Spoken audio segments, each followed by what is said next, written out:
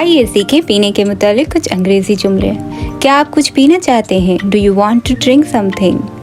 मुझे कॉफ़ी पीना अच्छा लगता है। I like to drink coffee. मुझे जूस पीने दें। Let me drink juice. क्या आपने कुछ पिया? Did you drink anything? पानी पीना एक अच्छी आदत है। Drinking water is a good habit. आप कितना पानी पीते हैं? How much water do you drink? वो कुछ नहीं पी सकता। He can't drink anything. क्या आप ये पियोगे? Will you drink it? मैं ये सारा पीऊँगा। I will drink it whole. जितना मर्जी पीजिए। Drink as much as you can. पानी आहिस्ता पियो। Drink the water slowly. हमेशा खाने से पहले पानी पी लें। Always drink water before meal. Juice का एक ग्लास पीजिए। Drink a glass of juice. Please कुछ पी लीजिए। Please drink something. वो सिर्फ पानी पिएगा। He will just drink water. दूध किसने पिया? Who drank the milk? उसने पानी का एक ग्लास पिया। He drank a glass of water. Drink